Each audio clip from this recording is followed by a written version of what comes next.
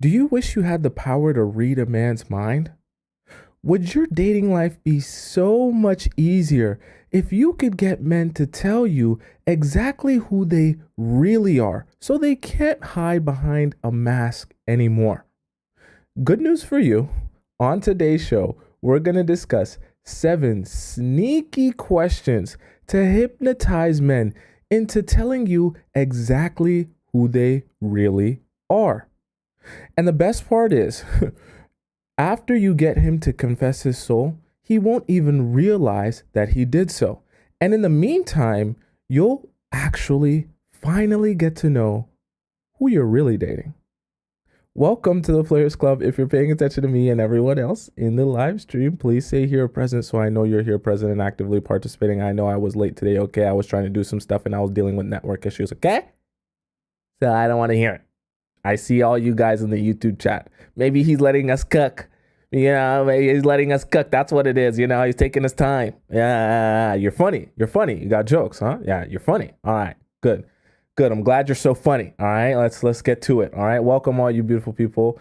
Okay, we got Enlightened A over in the YouTube chat. We got Lisa, Ivy. We got, is Missy America here today? I think Missy America had to go do something. We got Lilia here today. We got Angela, Nikisha, of course, Vicky, and lots more over in the YouTube chat. Coach Crystal must be new. Okay, we got Yanni, Adorable over in the TikTok chat. We got Anna, Judy, Mona, Chris, so many, much more to come as well, I assume. Okay, so let's get started and we will discuss as time goes on. All right, so first of all, let's talk about emotional availability. Now, I'm going to give you guys each different question, but I want you to understand the way this is going to be structured, okay, for today's show. So I'm going to give you the question. I don't just want you to be shivering, waiting for me to tell the question so that you can write it down in your notes and you can't wait to ask the guy that you like. No. Okay. I need you to understand why you're asking this question. Okay. Very important. And then I also need you to understand with each question what information you're truly trying to extract out of the question, because the questions are not going to be structured in a way where it's super obvious the exact information you're trying to extract. But I want you to be aware of the question that you're trying to extract so that you understand what information you're gathering in the first place. You're not just blindly asking questions. Then when he answers it, you don't even know how to interpret it. Okay, so I need you to be paying attention, not just to the actual question, but to why the question matters and what information you're trying to extract. Okay, so the first question we're going to talk about has to do with emotional availability. Okay, I'm going to state the question out to you. Then we're going to talk about I'm going to tell you why it's important first, and then I'm going to state the question out to you. So emotional availability is a very important question and information for you to be gathering on these dates, because if you are not aware of whether or not he's emotionally available or not, you'll be wasting quite a bit of your time. I know to you, now that we're sitting here, we're having a conversation, it seems very obvious and straight. Obviously, if he's not emotionally available, then he's not available to me emotionally, and then I shouldn't even be a relationship. Yeah, it's easy to say when I'm sitting here, it's a Friday afternoon and you're chilling and relaxing, you're not in love with me. Maybe some of you are, okay? But for the rest of you that aren't, it's easy to say that now. When you're invested in a guy or you're dating a new guy that you're super excited about and you're shivering and you're so excited, you're just jumping for joy, right? It's a lot harder to be thinking to yourself, I need to be sure that the guy that I'm dating or the guy that I'm seeing is actually emotionally available. Because for a lot of you, and I know this not just because I'm pulling it out of my butt, I know this because I actually speak to you. And I actually speak to a lot of you, and we have lots of Discord questions and conversations, right? So I see a lot of your different experiences and situations, and a lot of you are getting into relationships with guys, building this relationship out, only to realize 3 months down the road, 6 months down the road, a year down the road, that you're with a guy who still hasn't gotten over his ex, or you're with a guy who still has reserved feelings for his ex, or you're with a guy who's still actively seeing his ex, whether it be at work or in a friend group or whatever. And you didn't realize that until well down the road, when those are part of the questions you should have been asking in the first place, and part of the information you should have been gathering right at the beginning, instead of being so excited that, oh my God, I can't believe you're so new and you look just like Prince Charming and this looks just like my Disney princess movie and I can't wait to be with you forever. No. You need to be asking questions before you move on to being so excited. Nothing wrong with being excited, but get your information out of the way first before you start getting excited about something that might not even be existing. Okay. So understanding if the guy that you're dating is emotionally available is hyper important, because if you don't know that, or you're unaware of that, or you have a misunderstanding there, you'll literally waste months or years of your life. And women have. Okay. It's not like it can't happen to you. And I don't want that to happen to you. So very important, like CMS just said, to get that clarity. So the question is, for emotional availability, I want you to ask him, what was the moment you began to realize you were finally over your last relationship? I'm going to say it one more time because I know you guys want to write it down. You want to type it in your notes. You want to put it down in your notebook. Okay. I'm going to say it one more time. Okay. What was the moment you began to realize you were finally over your last relationship? If some of you, there's mods in any of the chat, I think all my mods are late today. If there's mods in any of the chats, not in YouTube, but someone type it out so that people can like copy and paste it or just see it there. Okay. One more time. What was the moment you began to realize you were finally over your last relationship? Okay. The reason I want you to ask that question now, I want you to pay attention. Don't just be thinking, okay, I got the question, on to the next. What's the next thing? I need you to understand what information you're trying to extract from this question. I know we talked about emotionally available before, but I want you to understand how he might answer this question. Okay. So the reason you're asking it and structuring it in this way is because you don't just want to come out and say, hey, are you emotionally available? Hey, are you still in love with your ex? Hey, am I going to find out 3 months from now, 6 months from now that you really want to go back to your ex, or I'm just a placeholder for you in the meantime, holding this spot while you try to get over your ex? Or are you just using me to get over her? Right? Are you still in love with her and projecting your feelings of love onto her, onto me? Because you can't be with her, right? So you're basically trying to understand that through this question, but you're not coming out and saying that. Rather, you're asking what the moment was that he came to the realization that he's over it, right? And I also kind of want you to ask why as well. Dig deeper, after he answers it, I want you to ask him why, follow up on it. Because naturally, okay, this is what naturally will happen. If someone goes through the progression of being in a relationship and breaking up with that person, there's obviously going to be a period in which they're sad. They're really down about it. They're feeling it heavy. They're in a real deep, even sometimes depression about it. However, in the natural progressions of things, as relationships, they end and then you progress on to new things, there's going to come a point in your life or a moment or a day where you just come to the realization, no, I'm actually good. No, I actually feel good.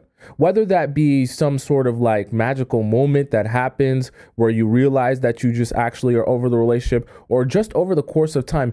Either way, a man who is actually emotionally available and has actually healed from his past relationship will be able to tell you how that progression went, or how he felt internally. Now, obviously, not everyone's going to be as articulate as me. Not everyone's going to be able to dive as deep into their emotions as me. Okay, I'm not real. I'm like a ghost. I don't actually exist. But for most men, they should be able to tell you what the experience was like in getting over their last relationship, what they realized, or the moment that they realized it, or when they actually came to the conclusion like, no, I'm actually good. Like, I'm actually okay. Trust me, the guys go through this too. Okay. If I'm talking about, they go through this in the real relationships that they were actually in, where they acknowledge that that was their girlfriend. I'm not talking about situationships where the girl thinks that she's dating the guy and he doesn't think so. I'm talking about what he would actually acknowledge as his girlfriend, and the pain associated with ending that relationship. There is a grieving period, even for the guys. Guys have feelings and emotions too. And so there is a period, if he's actually healed from it, in which he will come to the realization like, oh, you know what? I was struggling to get through it. You know what? Even I did some coping mechanisms. You know what? There was even some days where I slept with a whole bunch of people thinking that would make me feel better. And, I'm actually healed from it now, and I don't need to compensate for it. I don't need to project my feelings onto someone else. I'm actually over the situation. Like, I'm actually working through it. Okay. And the thing about it is, if that is true, he will be able to describe to you in detail what that process was like, healing and getting through the breakup to the point where he can actually be emotionally available and date you, who's sitting here in front of him on this dinner date. Listen to me, I need you to be paying attention. if he is not emotionally available, he's going to stumble and fumble around this question. Why? Because he's not emotionally available. So how can he describe to you the feeling of going through the process of the emotions and the ups and downs of finally getting through to the other side in which he's actually over the relationship if he's not over the relationship? He won't be able to describe to you anything because he hasn't moved forward anywhere and he's not actually healed from the relationship. He's going to probably start telling you some BS like, I don't really want to talk about my ex. I don't really want to, let's move on from the past. I don't want to focus on the past. When you start hearing guys say things, I don't really want to focus on, I just want to think about the future. I just want to move forward with my life. I don't want to dwell on the past, dwell on my past relationships. That's how you know that's someone who's avoiding answering the question for the simple fact that if they were over it, they would just describe to you how they got over it and how they're over it. If they're not over it, they're going to be very hesitant to say anything about the past relationship because they probably know anything they do say will make it clear to you that they're not over it. And I want you to be very, very very, very aware of the difference in when you're asking this question. This is a deep question, but I always listen to me. When you're asking these questions, I don't just want you to sit there with your notepad in front of your face saying, okay, so I've got 7 questions here for you. I learned all of these from a guy named Tomisin. So I'm going to ask you all of these questions in order. So number 1's about emotional availability. I'm going to read it out word for word. Like, don't do that, because you're going to make him very aware of the fact that you're asking him questions, and it's not going to feel like you're genuinely interested in the answer because you're genuinely interested in him. It's going to feel a lot more like an interview to him. And if it feels like an interview or an interrogation, okay, he's going to be very hesitant to talk to you truthfully about how he feels, what his perspective is, and what his experiences are, because he's going to kind of feel like you got a camera in his face and you're recording everything that he says, even though you are with your mind. You don't want him to know that. What you want to be doing while you're interviewing him, while you're getting all of these answers, you want to be enchanting him so that he's so swept up with how amazing it feels to be around you and openly discuss and share and be open and be honest like he never has been able to share and be honest with anyone else, and how much of an interest you take into his life and his experiences and how fascinated you are by him. You want him to be enchanted by that he is not focused on the fact that you're actually interviewing him or interrogating him. Okay. So it's very important that you understand how you're approaching these questions so that you can ask them in a way where you can actually get some good answers and not just have him shut down because he knows you're interrogating him. So when you're sprinkling in these questions, just sprinkle them in because you want to get so deep with him because you find him so fascinating. Don't make it seem like you're asking these questions because these are such relevant topics that you must know the answer to in order to check mark all of your boxes. No. Just make it seem like, oh my, I'm so fascinated by you. I would love to know more about your experiences in life and more about where you've been and more about who you've been with, because you're just the most fascinating, interesting guy I've ever met in my life. And the way you think and the way you talk and the way you go about things and approach life is just so interesting to me. I would love to dive deeper into knowing more about you. Just feed it. Just feed it. Just stroke it. Stroke it. Because at the end of the day, you're doing yourself a service by doing it that way, because you get deeper, more detailed answers. And the more deeper and detailed answers you get, the better off you are because the more information you have. This is why asking these questions in combination with the way you ask the questions will hypnotize them into confessing to you their soul. Are we on the same page so far? Shally says that's manipulative AF. 100%. You're 110% right. That is very manipulative. In this world, life is full of manipulation all around you. So your options are either be the one doing the manipulating or get manipulated. The choice is really yours. I don't have a problem with whichever one you choose to do. Okay? So first, the first question was emotional availability. I'll repeat it back one more time. It was, what was the moment you began to realize you were finally over your last relationship? I'm not going to repeat them back all the time. You guys can always go watch it back on YouTube. Okay. So emotional availability was what the first question had to do with. Second question is about character flaws. Okay. Once again, I need you to be paying attention to why you're asking the question before I tell you the question. So what you're trying to extract by asking him a question about his character flaws, obviously, if you're planning on dating this guy and growing a relationship with him, you need to have a clear understanding of not just the most desirable, amazing, awesome parts about him, because everyone's going to come on the first date with you and tell you how awesome and amazing and desirable they are. That's a very easy thing to share. What you need to understand are the character flaws and the things that are not so desirable about him, because that's real information that you can actually utilize to make a decision on, is this someone I want to spend the rest of my life with? Because it's great that he's great and he's awesome and he's fun and he's adventurous and all that good stuff. But what's even more important than that is understanding the parts of him that aren't as desirable to you, that may be harder to work with, because those are the things you're going to have to deal with or compromise on in the future of the relationship if the relationship is going to go on. So you need to have a clear understanding of those character flaws. And you also need to have an understanding if those are flaws that you can deal with. Because for some of you, in some of your situations, some of these guys' character flaws that you're meeting on these dates are not things that you're prepared or want to deal with, which is perfectly fine. That's your preference. But it's better for you to know that right at the beginning if you want to be able to not waste your time. Because you're going to waste a lot of time if you don't understand these character flaws until you're 1 year into the relationship, 2 years into the relationship, however many months or years into the relationship. It's going to be a deep, huge, monumental waste of your time. So that's why you're asking this question. Now, the question, but perk your ears up, okay? Get your notepad out, start to get to writing, okay? The question is, what is something about yourself that you want to work on from your previous relationships to better your future relationships? I'm going to say it again. What is something about yourself that you want to work on from your previous relationships to better your future relationships? It's very important that you structure the question this way. Notice at the end, I didn't say to better this relationship with me because I'm sitting right in front of you and I expect you to be able to treat me better than you treated your ex. No. Okay, that's going to make it seem like an interrogation. Every question you ask about him and his previous relationships and about what he's going to do for the future is of general, vague future. Not necessarily a future with you, because you're going to clue him into subconsciously the fact that you're asking this question to see how it applies to you. You don't want him to clue into the fact that you're asking the question to see how it applies to you. You always want him to be thinking that you're just asking the question because of how fascinated you are with how he thinks and what he feels.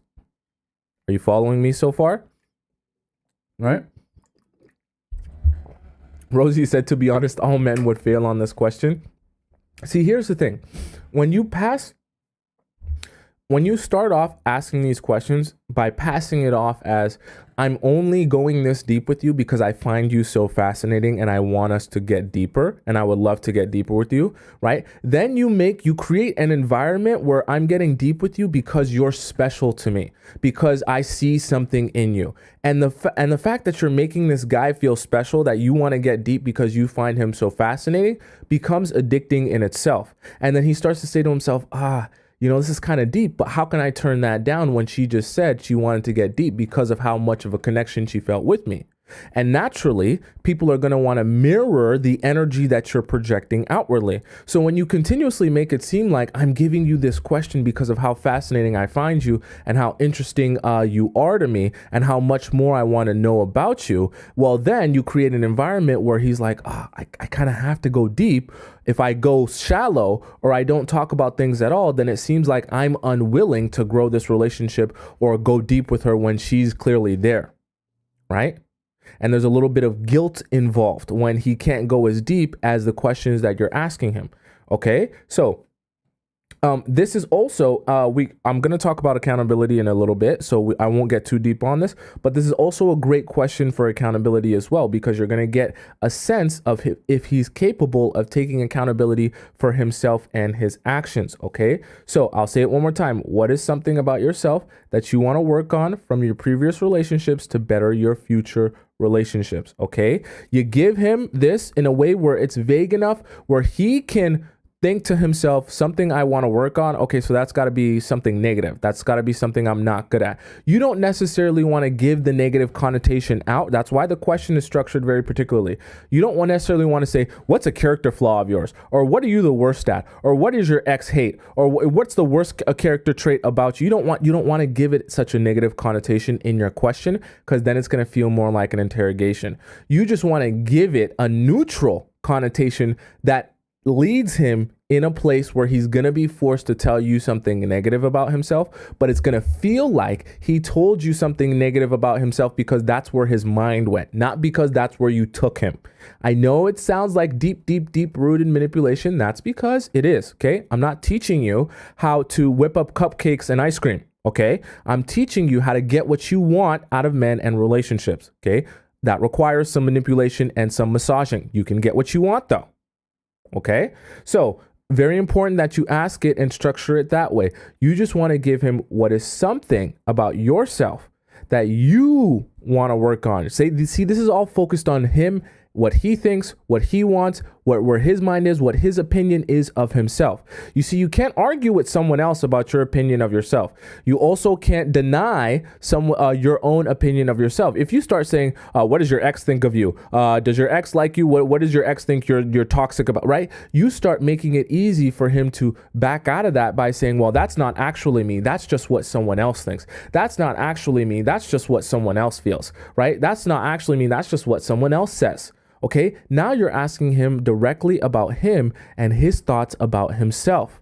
And so it becomes very hard to lie or scoot around the truth when you're forced to tell someone your own opinion of a quality or character trait that you need to work on. Because if you're acknowledging, trust you me, if someone, whether it be a man or a woman, whoever it may be, if someone is acknowledging to you that this is a character flaw that they must work on for the future of their relationships, I guarantee you this is something very prevalent in their relationships, okay? Because it takes something very intense and strong for even someone as yourself to realize, all right, yeah, this is probably something I really need to work on, okay? Even if you're emotionally stunted, as long as you have some relationship experience in the process of being in those relationships and hearing feedback from those partners and those exes, you will get a sense as an individual. I'm talking about the guys will. The guys will get a sense as an individual what are things that they probably should be working on because they've been hearing it from their exes over and over and over and over again. This doesn't take a super emotionally intelligent, super smart emotional man to be able to give you the answer to this. Now, he won't give you the answer to this. Remember, I told you what information you're trying to extract. I also tell you some of the type of answers you'll get. He won't give you a direct answer to this if he's trying to avoid telling you any toxic traits about about himself that will make it seem like he's less desirable or not the type of guy you would want to be with. Okay. How many guys do you think come out and say, yeah, actually, I believe in beating my wife whenever I get upset with her. So, that's one thing that didn't work out in my past relationships. I beat all my girlfriends and that kind of made us put a wedge between us. How many people are going to come out and say that to you? You understand what I'm saying? Now, a lot of times, if a guy is trying to hide certain qualities about himself or not let you in, right? He wants to continue on this game where he keeps on this Prince Charming mask and this Prince Charming suit where you can believe in the dream. He's going to avoid trying to tell you anything that makes him look unfavorable. And he's going to desperately try to avoid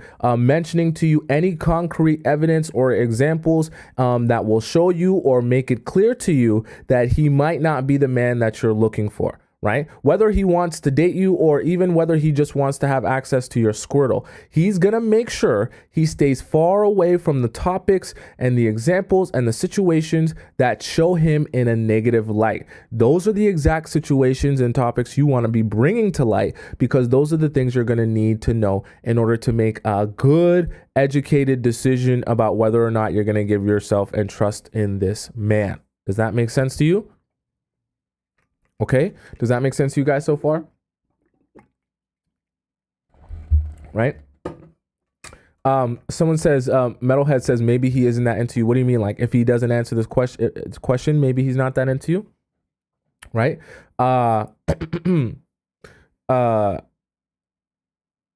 Vicky asks, how do we find out if they are violent? Ask them what they think about the diddler situation. Well, no, I wouldn't ask them what they think about pop culture stuff, because that can be swayed or affected by if they're into that, if they know about that. You don't want to be asking people questions that they can easily escape from by saying things that make sense, like, I'm not into that, I don't follow that type of stuff, I'm not really celebrity gossip's not my you don't want them to be able to escape it by saying something, by projecting it out onto someone else or something else. You always want to keep it focused on them and their thoughts and feelings about themselves or their own perspective, because that's something you can't hide behind. That's something you can't avoid. That's something you can't excuse or talk around, because those are your feelings about yourself and your own experiences in life. So there's no way to say, well, you know, I just, I don't really like talking about my character flaws because I don't feel like my character flaws are relevant for a relationship. What? What?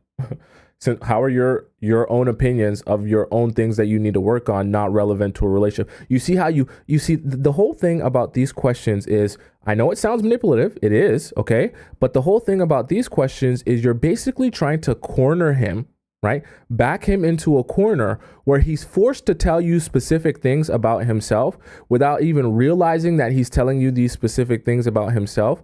But he thinks he's roaming free in this vast land of questions and intrigue just because you care about him so much and you want to know more about him. So he thinks he's running around telling you all these stories that he chose from his own mind and his own experiences, when in reality, he's telling you exactly what you wanted to know, exactly how you wanted to know that, and the stories he's applying to these questions tell you exactly what the information you're trying to extract from him. Okay, so you've backed him into a corner without him realizing you've backed him into a corner. Okay, it's very sneaky. That's why I said there are 7 sneaky questions, right? So number 1 was about emotional availability. By the way, if you come late and you missed out on one of the questions, just go onto my YouTube. It's right above my head for those of you on TikTok. And you can rewatch all of the questions there, okay? If you're on YouTube, you can always go backwards on the video, even if it's not live, and you can go backwards and rewatch it if you came late, okay? So number 1 was about emotional availability. Number 2 was about character flaws. Number 3 is going to be focused on direction. Okay, now I want us to be clear once again. You're asking him a question about direction in terms of not the direction that he wants to take your relationship with. And no, you're not asking him questions about you. Okay, it's not about you. You're asking questions about him because you're going to be able to get a better understanding about how he'll treat the relationship when you understand how he treats and goes about life himself. So the direction I'm referring to is the direction that he has in his own life. You need to be crystal clear about whether or not he has direction in his own life. I really want you to be paying attention to this question because this is a really important question, okay? If he does not have direction in his own life, it will be very, very difficult for him to be intentional about you and your relationship. I always tell you, how a man does life is how he'll do relationships. If he doesn't have clear direction in his life, everything is willy-nilly, spur of the moment. Oh, I'm so adventurous. I just do everything spontaneously. I don't ever create a plan or a schedule or have discipline or structure about anything. Life is just whatever you make it. We just go with the flow every time, all day, every day. Right? If that's how he's doing his life, that's exactly how he'll do your relationship. He'll never give you any title. He'll never give you any clarity. He'll never give your relationship any forward or positive moving direction where you understand what it is you're doing, how you're doing it, and what direction the relationship's supposed to be moving in. And so you'll be in a situation where you're being strung along, right? And you have no idea where this is going or what it even is. That's how you'll find yourself in a situationship, okay?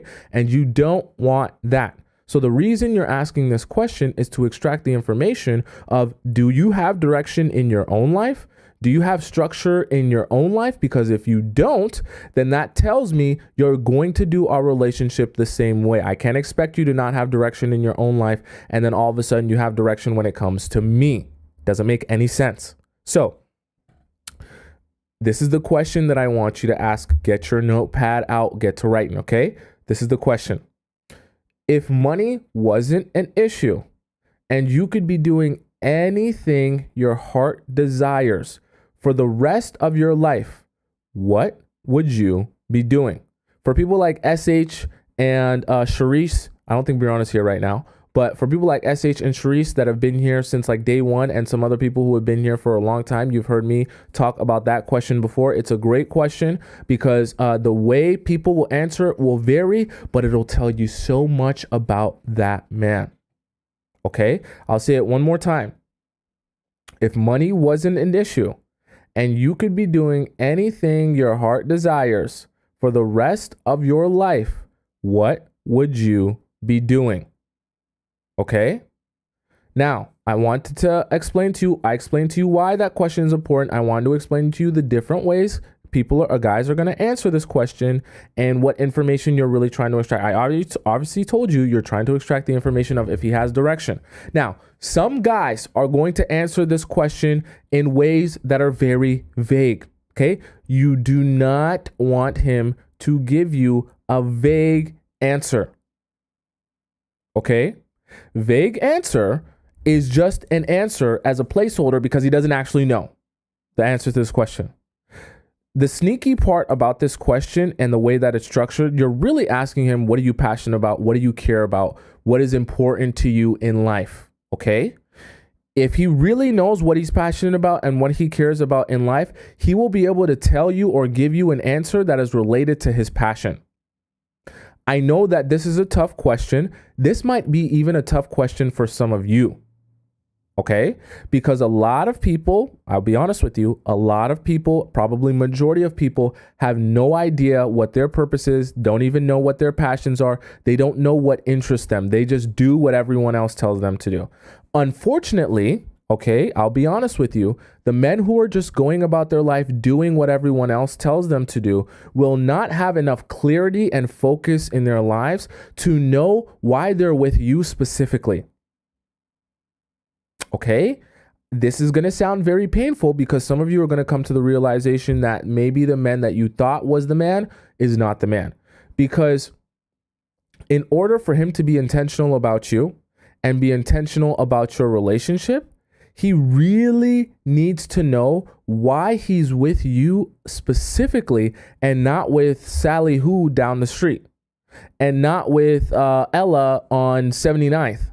Right? And not with the random girl named Allie that he met at the club. Like, he needs to be very clear in his own mind what qualities you have and how that serves him in a relationship and how he can serve you and why he wants to be with you. Not with 10 other people, not with some other girl, but with you.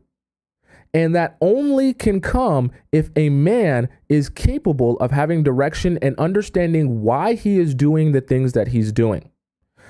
Like I said, unfortunately, majority of men don't know what they're doing or why they're doing it. The nice part about this is there's only a few of you here. There's hundreds of you here, but like in the big scheme of things, there's only a small percentage of the women population of you here with me. And the fact that you're learning this, you can all take up all the small percentage of men who actually have direction and clarity in their life. Meanwhile, you can leave all the directionless men to all the other people who aren't part of the Players Club. Okay, so that's great for you. Okay, that's the good news, right? And you need to be very clear with yourself that the guy that you're with has direction and focus in his life. If he does not, things will not work out for you positively. I can assure you that. I can 100% assure you that. And one of the really vague things guys are going to say, I'll be honest with you, and you probably, if I asked you this question, this is probably what a lot of you would say. I want to travel. Okay. Unfortunately, that's not an acceptable answer. Now, I won't come out and say, oh, if he says travel, then just throw him away. What I want you to do is ask a follow-up question and say, what is it? You can write this down if you want. What experience are you trying to extract from traveling that you feel you would want to be doing it for the rest of your life? Okay? Because I know a lot of people are going to use that. Trust me, I've answered this. I've asked this question a lot myself. I'm not giving you guys questions that I haven't asked. Okay. A lot of people will answer this question with traveling. Now, there's not anything particularly wrong with traveling. It's very vague though. And you need to determine if there's a particular experience they're trying to extract from traveling, because some people are. Some people are like, I want to travel because, I want to see what other people in the world are going through, and I want to figure out how I can help others going through situations outside of my imagination, right? Or going through things that I never even thought possible because I've only been living in my side of the world. And I want to see what other people are going through to see how I can help them. That's a valid answer, okay? So sometimes you kind of have to massage it to really get the truth out of what they're saying. Okay, but I do want you to understand traveling or other things that will be very vague, that don't really mean anything. You need to really hone in on, okay, what are you trying to extract from this truly? And if they're continuously stumped and they don't know, then that will kind of make it clear to you that they're really just unsure what it is that they want to be doing, or what it is that they're passionate about, or what it is that their life purpose is. Okay, and unfortunately, we know how that ends up if you're in a situation like that. A man, right, when he's a man, not when he's a boy, when he's a man, should have clear purpose to his life of what he thinks he should be doing, and what he thinks he should be doing extracted from money. Okay, that's why I asked the question, and the question is stated like it is at the very beginning, where I say if money wasn't an issue. Because the first thing outside of just saying something vague like traveling that guys want to tell you is I'll just make money for the rest of my life. Cool, that's great that you'll make money for the rest of your life, but I'm going to take money out of the equation, so you actually have to focus on how does it serve you, like your soul. Not just how it serves you in terms of making more money. Because people will tell you, oh, if I could shovel poop for 12 hours a day and make $1 million a year, I'll do that for the rest of my life. You know, understand what I'm saying? Like, they'll abandon whatever makes them feel happy or whatever pushes them or wakes them up in the morning to just say, I'll do whatever for money for the rest of my life. So that's why you eliminate that opportunity to give an answer that has to do or relates to money by saying if money wasn't an issue. So you don't worry about money. You're not worried about money. You're not worried about a paycheck. Let's say you got money for the rest of your life. Now, what is the rest of your life going to consist of?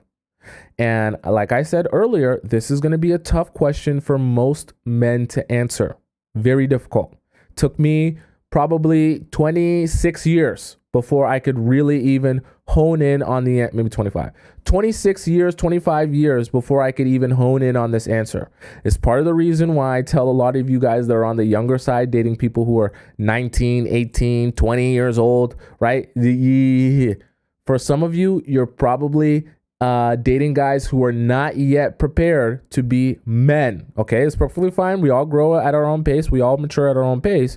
But there's a lot of things that have to be present in order for him to show you the type of masculine energy and leadership required from a man. Okay, nothing wrong with him growing into one, but that's what happens sometimes when they're on the younger side. All right. So does that make sense? To you guys so far? Jewel says, what age are they men then? I can't really tell you that because everyone grows and matures at their own pace. Yes, there are probably some 20-year-olds who know exactly what their purpose is and what they should be doing here and know how they're going to be pursuing that. There's also probably some 40-year-olds that still don't know what they're passionate about, why they're here on this earth, or what direction they should be going in. Okay, so it's really dependent on the man. And like I said, I don't want to get your hopes up. Majority of men don't know the answer to this. They don't know what their purpose is. They don't even know what they're passionate about. They just do what other people tell them to do. Unfortunately, I'm not saying it's impossible to have a relationship with those type of guys, but that's not the type of guy you're looking for to lead you. When he can't lead himself or know why he's doing the things that he's doing, it's going to be very hard for him to be really intentional about you. I'll just be super honest with you. And this is something I know from being a man myself and then also having a lot of male friends. And I know my male friends that don't have any direction, that don't know what they're doing. They don't know what they want to be doing. They find it very hard to be in real long-term relationships because they don't even know what they want out of the long-term relationship or the woman. They don't even know what woman they're looking for. They just find themselves in situations where they start talking to a girl for a little bit, and then the talking turns into 3 months talking, 4 months talking, and then all of a sudden they find themselves in a relationship just because it's been so long that they've been talking to this girl, but they didn't actually choose this girl. They didn't say to themselves, I know I want these qualities in a wife, so I'm choosing you because you embody those qualities. They just kind of start talking to girls, and in the process of talking to girls, they're just like, I guess it's been a while, so now I guess we're dating. But then they realize down the road that, this actually wasn't what I wanted. This actually wasn't what I needed. I actually want a whole 360. I want something totally different. The same reason why I said it's a minority of men that have direction and majority of men don't know what they want is the same reason why a lot of men go through midlife crises. Are you paying attention? Right? For those of you who are older, I know there's some of you on the 35 plus side that maybe have already been through a marriage or been through a really long, serious relationship as an adult or have kids with someone, right? And you know this in your experience of growing with older men, that a lot of men will have these midlife crises, and some of you younger will realize this eventually, where they just wake up one day and they're like, I'm so unhappy with my life and everything my life consists of. They don't say that, right? But they're just like, I'm just unhappy. Why are you unhappy? I don't know. I just don't feel like I have happiness. I'm not where I should be, and da da da da. And then they wake up and now they want to buy a sports car. Now they want to date a 22-year-old. Now they want to do all the things that they should have been doing and exploring when they were a young man. Instead, right? They're doing that now as an old man or an older man. 35 is not old. KSH, 35 is not old. I'm just speaking for the older crowd, right? Right? As they become older and they're supposed to be growing into more of their maturity and having people rely on them and being a leader, now all of a sudden they want to revert back to being a boy because now they want to do all the things they didn't get a chance to do when they were younger, because now they actually have a better idea of what they want to do. But when they were younger, they were just doing what everyone else told them to do instead of discovering deeper within themselves what they actually want. And so the process of the midlife crisis is them trying to rediscover what it is that they actually want. Right? Does that make sense? Jazz says mine is 26 and did this. Crazy. Right?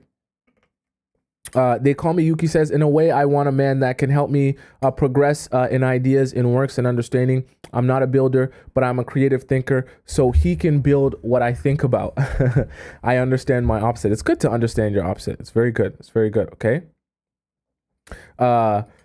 Christina says, I feel like to get all around to all of these questions, it's going to take multiple dates. That's fine. That's fine. See, the great part about this is, if you're not giving away Squirtle, it's fine if it takes multiple dates because you can take your time with things, okay? And you have lots and lots to talk about or to get him to talk about, which is great, okay? So the dates don't become stale because you're thinking, damn, I got a whole bunch of questions and things I still need to understand. And it'll keep your mind in the right place too, because like Christina just said, if this takes multiple dates, then you damn sure know what you shouldn't be doing on the first date, which is sleeping with him.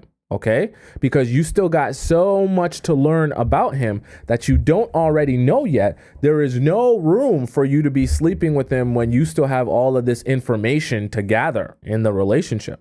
Okay, right? And so that's a really great actual perspective to have on these dates, because it'll keep you focused on what you should be focused on, which is learning more about the person and understanding the person. Okay, right? Does that make sense? So that's why emotional availability, number one, right? And character flaws, number two. Direction, number three. And number four, okay? Number four, if you're paying attention. Number four is about regrets. Now, you need to, I don't care what anyone says. Everyone has regrets. Now, obviously, we know, you can't go back and redo stuff. You know what I mean? Like, so people will say, oh, I live with no regrets because I only get one life, all that good stuff.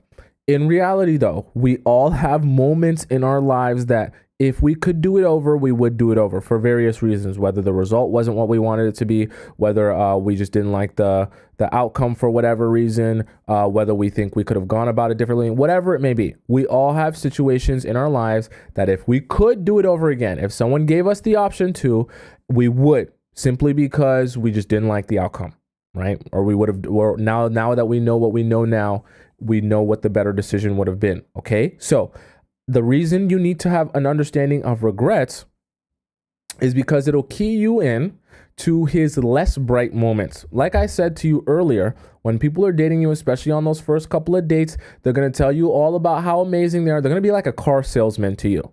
Tell you about how amazing they are, tell you about how amazing their experiences is, how amazing their life is. They're just good. It's going to seem so very, very amazing. They're going to sell you out on this dream like he's selling you a car. Everything's going to sound so great. It's going to sound like music to your ears. You're going to be thinking to yourself, where have you been all my life? I should have met you when I was 1 year old. I would have never had to date anyone else. Okay. That's the emotion and feeling you're going to get all the time when you meet guys at the beginning. Okay. In reality, that's not really who they are. That's not all of who they are. And regrets will help shine a light on the not so proud moments of his life that will actually be very beneficial for you to know about, because it'll help you know, is this something I'm really willing to deal with? Because a lot of times these regrets aren't just regrets. A lot of times they're patterns. And this is kind of the deeper thing you kind of want to get an understanding of, because when someone tells you about one major regret they've had, especially I'm talking about a regret as it relates to a relationship. When they're talking about one major regret they've had as it relates to a relationship, there's a good chance it's more of a pattern than it is a regret. Because you'll find that that same regret probably was the detriment of their other relationships too. And regrets is a good way to get a better understanding of what are the situations or the ways you act or respond to things that are not so good, to the point where they actually hurt your relationships. You need to be knowing that information, because you need to be deciding, is this something I'm willing to deal with? Is this something I'm okay with? Is this something that doesn't work for me? It also does a good job of making him real to you. Okay? I always tell you guys, you should be entrancing the man while you're asking these questions, and on your dates in general, that he's so fascinated by you, and not that you're saying so much, but just because you're drawing him in so much, and he's so fascinated by how interested you are in him, and you're feeding him so much good energy that he's enchanted by how much he enjoys speaking to you, not realizing he's doing all the talking. Okay. And in the process of that, I want you to be asking these questions, right, in a way that he doesn't realize what he's actually telling you for real, what he's actually sharing with you for real. Okay. And these patterns are going to make it very clear to you if this is behaviors that you're willing to deal with, or that just don't work for you. You don't have to tell him that, but you want him to be telling you that. Okay. So here's the question. Get your notepad out, start to get to writing. The question is, what is one moment, just choose one, what is one moment in your last relationship you wish you could do over again for a different result? Okay? You don't have to say that it has to be something big. You don't even have to say that it has to be something small. Let his mind go wherever his mind goes. Okay? I'll say the question one more time. What is one moment in your last relationship you wish you could do over again and get a different result? Okay? Now, men are going to answer this question in a plethora of different ways. I'll just give you one of the most obvious ways they'll answer this. Why does it matter? Or, I don't have any regrets. Either one of those, not good. Okay? Because, like I said earlier, we all have regrets. Okay? Doesn't necessarily mean, okay, I have so many regrets because my life's so bad and I would take some, okay, whatever. We all have things in our life that if we could do it over, we know better now, so we would do it over in a better way. If the man you're dating can't acknowledge that there's things in his life that he could have done better, now you already know you're with someone that can't take accountability. Because let's be so for real, we're all flawed humans. It's so unrealistic that you would never have anything in your past relationships that you would do over again with having the information that you have now. That's not an unnatural thing to have in your life, is a regret or a thing that you would want to do over again. Okay, it's not unnatural. So the fact that he makes it seem as if it's unnatural, or he presents it as, why is that important? Or I'm not going to talk about that. Or I don't have any regrets. I don't have no regrets. I just do everything as I do it. That clues you in on one of two things. Either, right, he doesn't think that he's done anything wrong in his life, and so he says he doesn't have regrets because he truly doesn't believe that he's done anything wrong, or he's actively trying to hide from you some of the things that don't make him look very good, right? And he's trying to hide that from you so you won't realize what type of person he really is, or you won't clue into any patterns that you might discover in the process of dating him. Do you understand what I'm saying? You don't want him to be able to do that, right? And avoid this type of question. We all have things in our lives that we would do over again, having the information that we have now. There's nothing wrong with that. Okay? Don't let people convince you that there's something wrong with wanting to do something over again and make a better decision because now you know better. If you knew better, you do better. So that saying only comes from having the knowledge and the experience of life that you know what the better decision is. And if you're looking back on your own life, this is why these questions are structured like this, about what he feels, what he wants, what his opinion is, what his perspective is. Because you can't scurry out of the question by saying, oh, well, I don't know how my ex feels about that. Oh, well, my ex is just a toxic person. Oh, well, everyone around me is just toxic. Oh, well, everyone around me is just a problem. No. This has nothing to do with anyone else. This has nothing to do with anyone else's opinion. This has nothing to do with anyone else's thoughts. Only your own thoughts, feelings, and opinions and perspective is what matters to me. That's why I find you fascinating and interesting. So if you could tell me more about your own thoughts, experiences, and feelings, that is what I find interesting, and that's what I'm here for. Okay? So that's why you want him to, that's why you want to ask that question in that particular way. And like I said, the guys are going to answer it in some different ways. Some guys might just take it head on and be honest with you about what he regrets or what he would do over. And some guys are going to pretend like, why does it matter? It shouldn't matter to you, or why should I be telling you that, this type of thing? I don't know if you've noticed this pattern that we've been discussing in the process, but if you get the sense that as you're asking these questions and they're getting progressively deeper, that the guys are actually trying to get less deep, then you know something's up. Because if you're dating someone and you're dating them to get to know them better on a deeper level, then why is he shying away on getting deeper with you in terms of his experiences and in terms of where he's been and his life up until that point? Because he doesn't have, I guarantee you, he doesn't have no damn problem getting deeper inside you.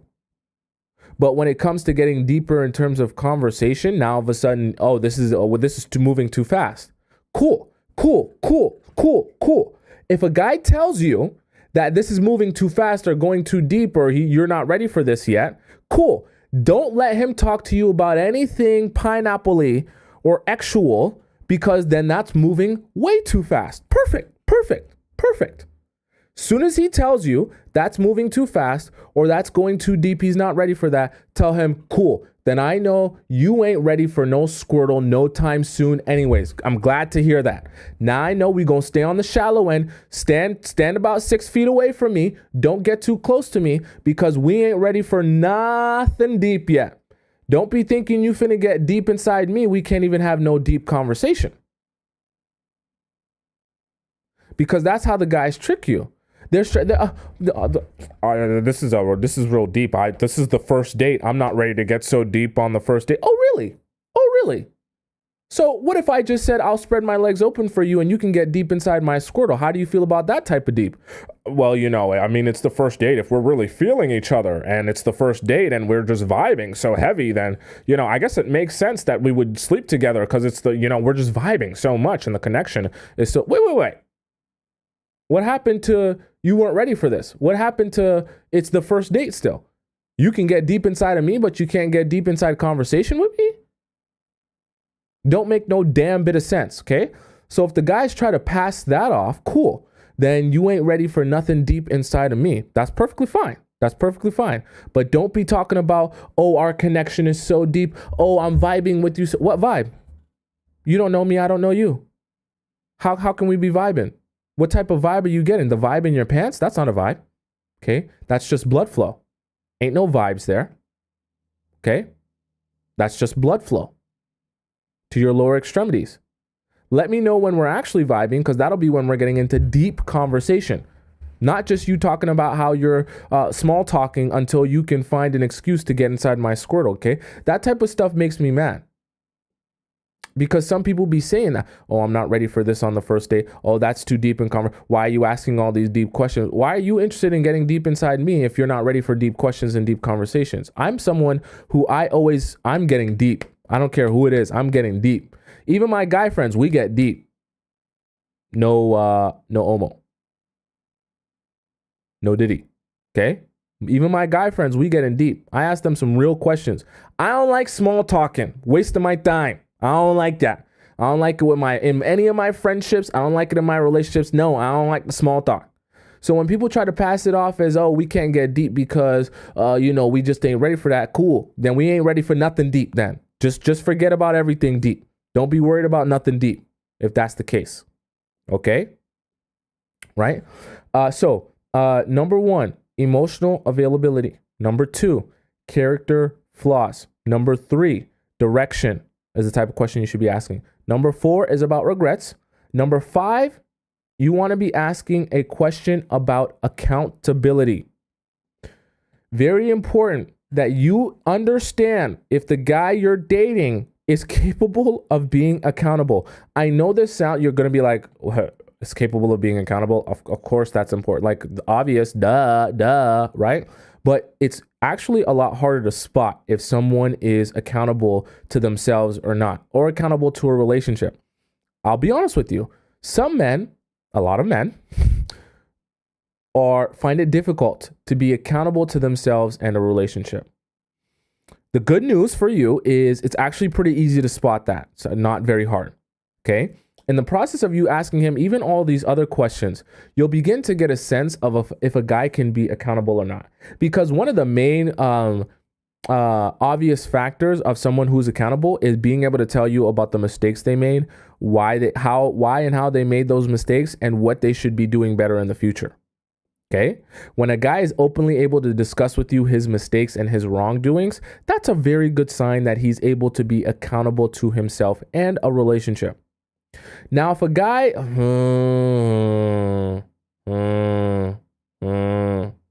if a guy is going to start talking to you about, my ex is the worst, she did this to me, she did that to me, while I just sat back by the wayside and I was this angelic figure just getting everything done to me. She literally pulled her pants down and took a dump on my face, and she just did me so wrong. I can't believe my ex would do this to me, and she's just the worst. She's a narcissist. She's a toxic person. She's the this, and she's just such the she's the worst. And he's just going on and on. Right? Never discussing anything that he contributed to the relationship, just making it seem like as if his ex-girlfriend is the devil literally on earth. Right? And you're thinking to yourself, how could you even be in love with someone who would purposely do all of those bad things to you just out of the meanness of their heart? It doesn't make any sense. When you start hearing those type of stories, that type of talk, that type of rhetoric from a guy, you should already be able to spot this is someone that can't be accountable, because the idea or the concept that in my past relationship, everything happened to me and I played no part or role in the relationship ending or anything that happened negatively in the relationship will just tell you, like Kitty just said, Kitty's so smart, Kitty A+ student. Like Kitty just said, it's a victim narrative that they're trying to present to you. Oh, woe is me. Everything gets done to me. I'm this perfect angelic figure. Meanwhile, everyone else is the problem. Everyone else is toxic. Everyone else is the worst to me. And I don't do anything to anyone else. So what do you think is going to be your relationship when you guys have problems or you guys have issues? how difficult do you think it's going to be for him to apologize or acknowledge his wrongdoings? Everything that happens in your relationship, he's going to see it or perceive it as, you did this to me. You did that to me. You did this. You said this to me. You triggered me by doing this. You triggered me by saying that. Even if I do you wrong, I only did you wrong because you did me wrong first. And then you're going to say to yourself, well, I can't win here. Because even when I ask for an apology or I feel that I've been wrong, you're just going to tell me how I wronged you first and how it's really my fault. So I never get the chance to feel resolve because it's really all about how you're hurt and how you're wronged. And so you can't win that way. You're never going to be able to build a relationship that way with someone who can't take accountability. So here's the question. Now that you know why you're asking it, here's the question. If I were to ask your ex, what would she say the reason you two broke up is? Okay, very interesting. I'm going to ask it one more time. It's a very interesting question. I don't think any of you have probably heard a question like this before. If I were to ask your ex, what would she say the reason you broke up is? Okay? And this can go in many different ways. Okay? I'll tell you what the best way for it to go is. The best way for it to go is for him to be truthful with you. This takes a very special person. This is how you know you're on the right track with a guy. Because if he can actually take a step, I know all the other questions were basically about him and what he thinks about himself. But if he can really take a step outside of himself and put himself in someone else's shoes and really actually try to see what their perspective is and communicate that perspective out to you, right, sitting across from him, that's a very good sign that that person is capable of having empathy and also capable of recognizing when they wrong someone else, okay, aka being accountable.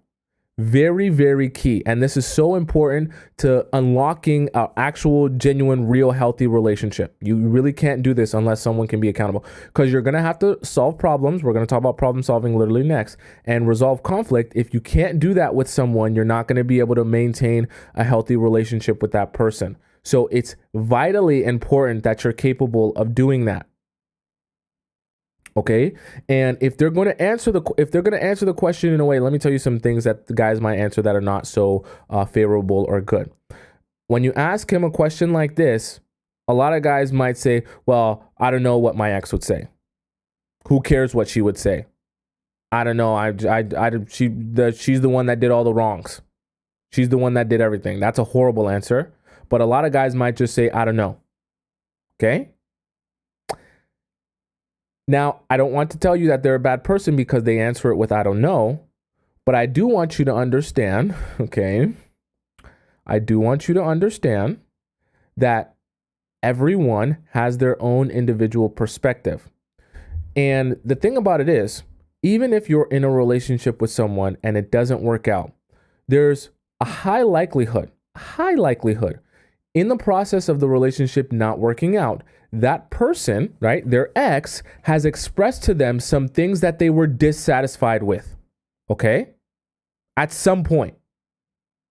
And so, subsequently, if you end a relationship with someone, you should be able to, at the very least, regurgitate the points and the concepts in which they addressed to you that were issues for them.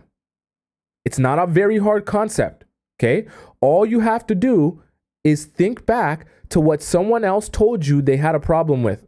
And for most of the time, majority of the time, it's not like they just say the thing that they have a problem with once. They repeat it over and over and over again to the point where the relationship eventually ends because of it, okay? So all it requires is not a whole bunch of heaping emotional intelligence. It literally just requires a man or someone to think back into their memory banks as to what was one of the main things my ex complained about. There it is. That's what she would say the reason the relationship ended is. Very simple. Very simple. If they try to avoid answering that, or they say, I don't know, because it's too complicated and they can't put themselves in their ex's shoes, they're either trying to avoid asking the question, or they just have so little understanding or a perspective outside of their own that they literally can't even, or they're just horrible listeners. Okay. One of those three, or they're just horrible listeners to the point where they can't even think back to what someone else was saying to them and regurgitate that information. It's actually not a hard concept. Okay. You should be, even you as an individual, you should be able to tell me what other people would say they don't like, like in terms of a relationship, right? What they didn't like about you. That's someone that was close to you. That's someone that you spent a lot of time with. That's someone that in the process of you having back and forth and issues and trying to resolve conflict, you had discussions about it. So it's not like your ex would have never told you some of the things that they had issues with. All you got to do is literally regurgitate and restate that same information that you heard from them.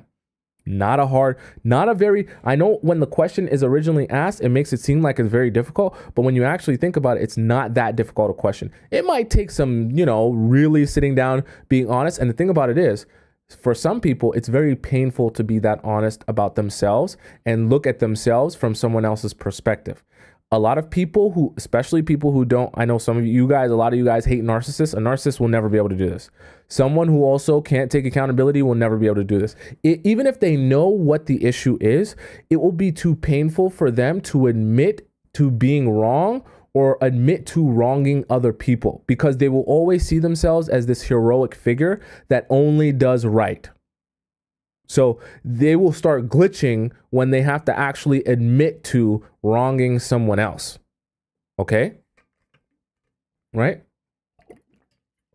Nika says, what will not be able to do this? A narcissist wouldn't be able to do this, or someone who just in general can't take accountability, because they'll be seeing themselves as this heroic figure that they're not able to step outside of themselves and be honest that they have wronged other people or how they have wronged other people. It will be too painful to admit to. You get what I'm saying? Right? So, emotional availability, number 1. Character flaws, number 2. Lena Leak says, would you recommend we also answer these questions in the same depth when they turn it around on us? Okay, actually, that's a great question, Lenny. That's why you're one of the best students. That's such a great question to ask, because I didn't address that. Obviously, in the process of you asking these questions, it's not out of the realm of possibility that a guy would ask you, what about you? Or ask it right back at you. Yes, you need to be prepared to answer these questions with the same amount of depth. Simply because, and I know I've told you guys to let the guys talk and let them do the talking, but these questions are so deep and require so much depth and detail. If you're unprepared to answer these questions, or you answer these questions very vague, right? Or try to brush over them, it's going to seem as if either you are not prepared to take accountability for any of these things, or you have no answer for any of these things, or you're literally just trying to get information out of him and not divulge that information yourself, because these questions are so specific, so detailed, they require so much depth.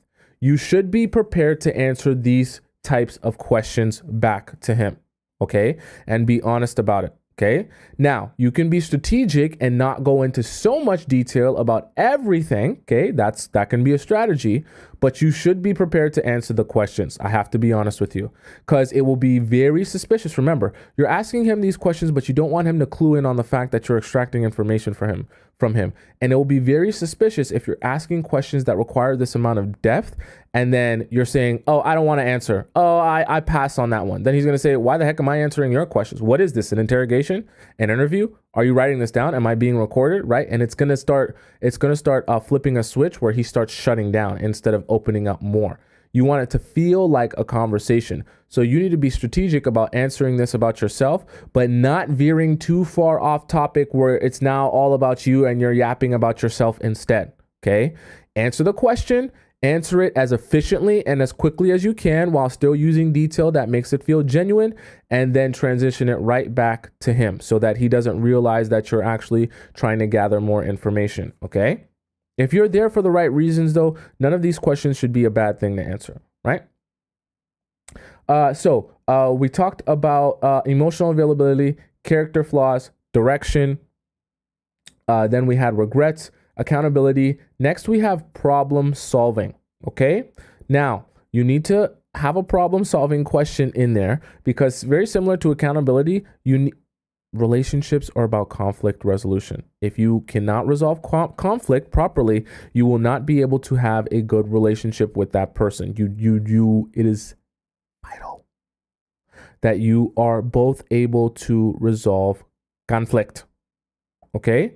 So, if you can't, you're not going to be able to sustain that relationship, because you're always going to have problems. You're going to disagree. There is no relationship that you never disagree. You're going to have, whether you want to call it fights or arguments or tit-tats, whatever you want to call it, you're going to have to compromise. Things aren't always going to be peaches and rainbows or peaches and cream. It's rainbows and sunshine and peaches and cream. Okay? So, conflict resolution is vitally important. Now, this is the great question that I want you to ask. This is actually a really good one. I really want you to ask this one, actually. So pay attention. When you're upset, what is the best way you like your partner to treat you or approach you? Okay, I'm going to ask it one more time. When you're upset, what is the best way you like your partner to treat you or approach you? Now, this question is so great for a multitude of reasons. It takes self-awareness to be honest enough to say, I know what I'm like when I'm upset, but I also know what the best response to me being upset is that will make it go by easier or make it less impactful or get me back into a stable state. That takes a lot of self-awareness. So the fact that someone can recognize how they want to be treated or approached when they're upset is very good. Nikki says, what's the question? I'll say it one more time. Listen, pay attention. When you're upset, what is the best way you like your partner to treat you or approach you? You want someone who can be self-aware enough to tell you what the approach is because we all get mad. Okay, we all get frustrated. We all throw tantrums a little bit. All right, nobody's perfect. But there needs to be a strategy in terms of how you like to be approached or treated when you are in that state. And the ability to be able to understand that there is a strategy for me and that best works for me and the way I react and respond to things that someone else can do to get the best response from me, right? Or to get me back to being happy or being okay again is this thing. That takes a lot of self-awareness. It also takes an ability to understand how to resolve conflict, specifically how to resolve conflict for themselves. Okay? Because that's what your relationship is going to be. It's going to be a communication of, hey, when this happens with me, or when I get like this, please do this for me and our relationship because you'll get the best response out of me. Okay? Everyone is different in the way they react and respond to things. We all get upset. We all get angry. We all get emotional. But there's a way that we each as individuals would love to be treated in those moments that will get the best out of us instead of it spiraling down into the deep sea and it getting worse. Okay? Because vice versa, there's also ways where if you're upset, that people might say or do certain things when you're upset that will trigger them even more and will get them spiraling down into a dark place where things that are supposed to be small will escalate into something big. See, this is what happens if you don't discuss with each other what the best way for you to resolve conflict with me when I'm upset or in a mood or in a state, right? And you guys don't have an understanding for each other on how to advise each other on how to react or respond in those situations, then it'll be very difficult for you guys to resolve conflict when either one of you is going through one of those stages. There has to be an ability to be self-aware enough and have enough communication that I can tell you how you should approach it when I'm upset. Because even though I'm upset, I know how I want to be treated, and now that I'm not angry, I can still tell you what my mindset is or what the best approach is for when I'm angry. Right? Okay? CMS says this is where it can really go sideways. Yes, if you're not, each of you are not aware of how to approach the other person when they're in a mood, when they're angry, when they're throwing a fit, you're going to be very confused. It's very similar, ironically, I don't want to make this dirty, but it's very similar to the technique that's going to get you to come. Okay?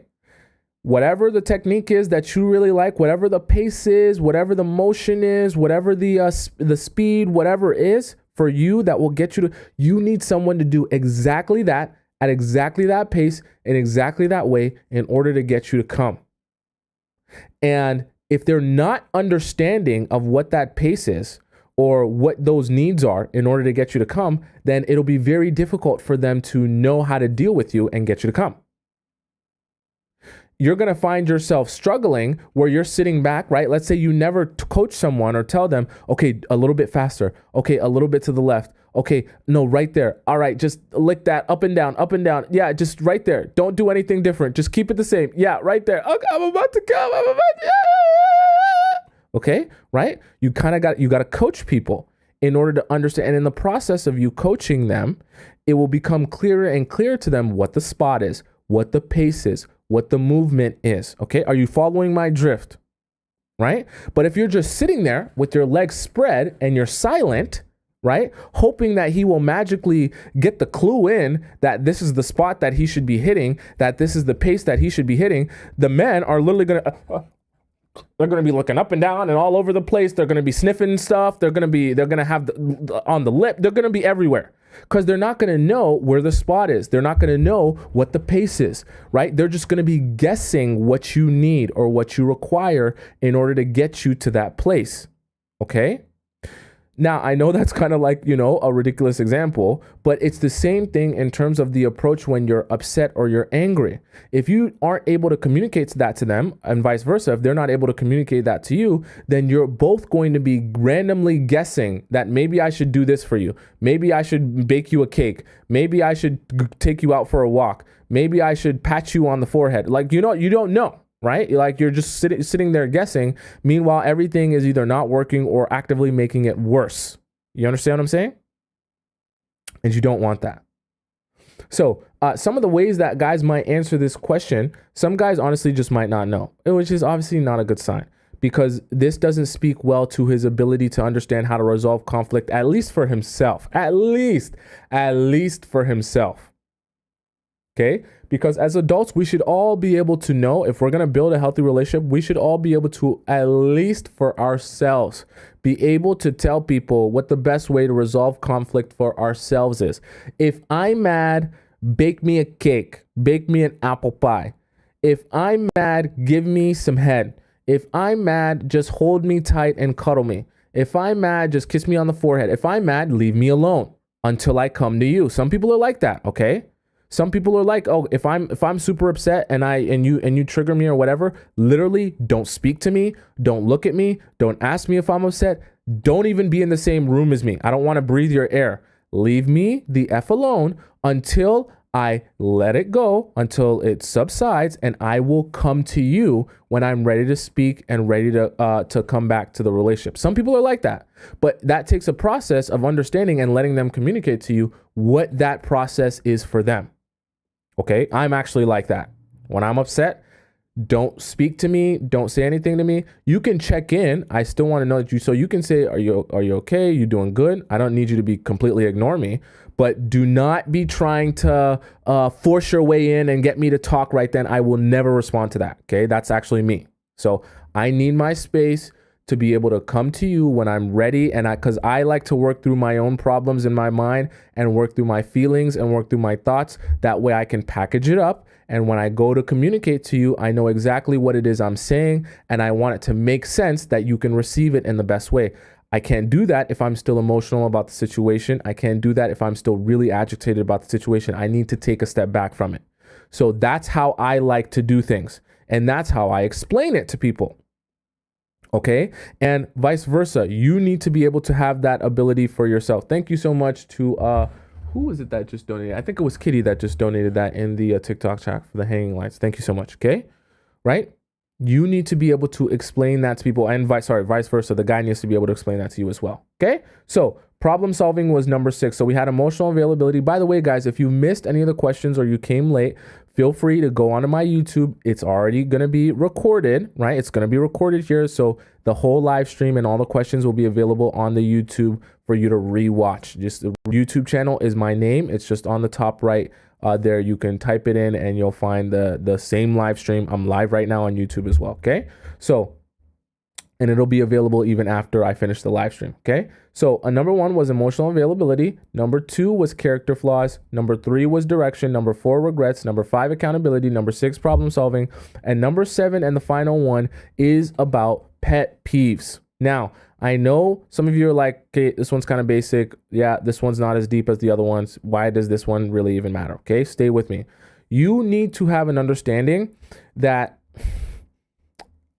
as silly as this sounds, you need to know going into a relationship with someone that the way you are naturally is not something that doesn't work for them.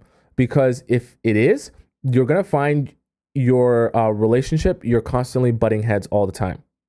And you don't want to put yourself in a situation where you're butting heads with someone, or put yourself in a situation where you're rubbing someone. Kitty actually said it. You can get resentful. You don't want to put yourself in a situation where you're rubbing someone the wrong way and not even realizing that you're rubbing them the wrong way because you don't realize that that's an issue. It's very weird because each one of us have our own individual smaller, minute, or weird, strange things that we don't like when people do. That might be an amalgamation. I don't know how to say it. A compilation of all the experiences that we've had in our lives. Okay. And it just might be very unique to us, that if we weren't to go out and say it or tell people that it really bothers us, people might not know. You understand what I'm saying?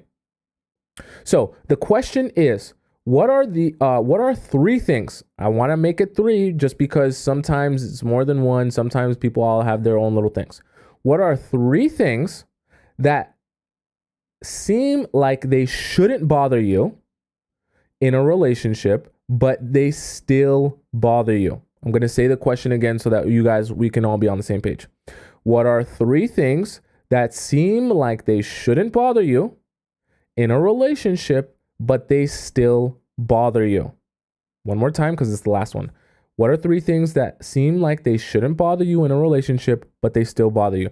Like I said, it's going to help you realize what are some of these, whether, I don't even want to call them icks because icks has a different connotation. Just what are these irks that they really might not be able to deal with. Some of them might be silly. NW said ugly toes. Some of them might be silly, like I don't like when someone's hair is out of place. I don't like a girl with bangs, right? But you might clue into some things that are very unique and specific that actually are like real things. So some people might be like, I don't like when my girlfriend makes fun of me in front of my guy friends. Or I don't like when my girlfriend makes fun of me in front of my work buddies. It's super embarrassing and super belittling. Okay. And that might be something maybe you didn't even realize. You might not, you know what I mean? For you, it might have been something where you like to joke around, you like to have fun, and you didn't realize that would be something he really is against and really dislikes. But it's a good way for you to get a better understanding of him and to better understand what are the places that you might be butting heads even without realizing you're butting heads. What are the places that you might be rubbing him the wrong way, even if you're not rubbing him, even if you don't realize that you're rubbing him the wrong way. Because the unfortunate part about men is that they kind of only tell you what you ask for. Okay? Majority of men aren't just going to come out and tell you everything and just yap. You can get the information and you can extract the information, but they're not just going to come out and tell you it. Okay? You got to work for it. And so this is kind of one of those things where as you begin asking this, you kind of get a better understanding of who he is, what doesn't work for him. And then you can also vice versa know what doesn't work for you. If you're someone that really likes to joke around and mess around and play pranks and do all this other stuff, and he's telling you how offensive it is for you to make a single joke about him in front of his friends, maybe this ain't the one for you. This is part of the things you need to be thinking about. Maybe this is something you might have to see if this can even work. And I know that's disappointing to go on a date with someone right at the beginning and then immediately realize this ain't gonna work. But the nice part about it is you don't have to give Squirtle to these guys. And if you realize it's not gonna work very early on because you're asking some of these really amazing questions and getting him invested and enchanted that he's telling you the truth on all these things, well, then you just realized in one date instead of 1 year of your life that this isn't the relationship for you. And then it makes it that much easier and quicker for you to move forward onto a relationship that will actually work for you. Okay? Right? Lily says, better to realize too soon than too late. I agree. And I know a lot of you are scared to realize that right at the beginning because you want to believe in the dream. You want to believe that this is the moment. And so you don't ask questions or you don't talk about certain topics because you want to avoid the realization that this might not be the person. Okay. Stella says, I confessed to my boyfriend about my past and now I feel bad about it. Stella, I don't think that it's a bad thing to tell your boyfriend. Now, there's a difference between telling your boyfriend and telling a stranger, but telling your boyfriend about your past or someone you're going deep into a relationship with about your past should be like a given.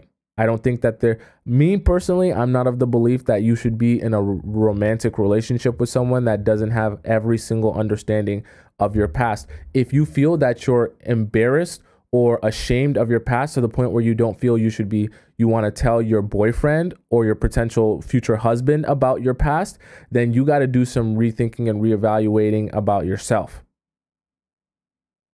Okay? Because that's unnatural. For you to be, if you're so ashamed of your past that you don't want to tell your future husband, then who have you been? Okay? You should be trying to focus on how to change or adjust your actions if you're making decisions that poor that you're that ashamed of them. That's you at the end of the day. So there's no one else to blame for your decisions except for you. So if you can't take accountability for it, that's a problem in itself. Okay, we all make mistakes. We all do things that we're not proud of. That's fine. But the process of growing is taking accountability for who you've been. Okay.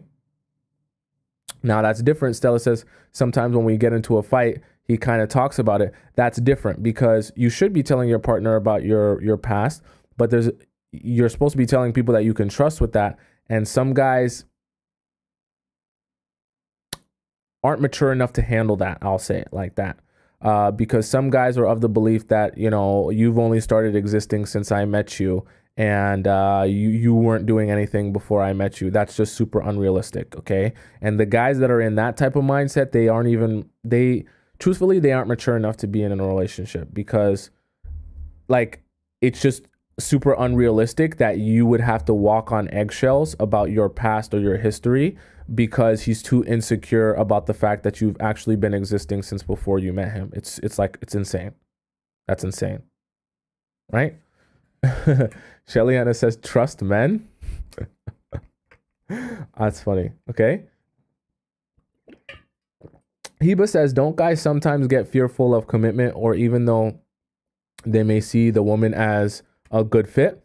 Yes, sometimes guys get fearful of commitment, but see, this is also why I don't know if you were here earlier, Heba. This is also why I mentioned it's so important to really try and find a guy that has direction in his life and knows what he wants. Because I'm talking not just in relationships, I'm talking about what knows what he wants for his own self and his own life. He has direction and goals that he's striving for. Because the guys that have direction and goals that they're striving for, they know what they're doing and why they're doing it. And so the same way he does life is how he'll do his relationship. He'll only get into a relationship with someone he wants to be with. And if he wants to be with you, he'll know exactly why he wants to be with you specifically.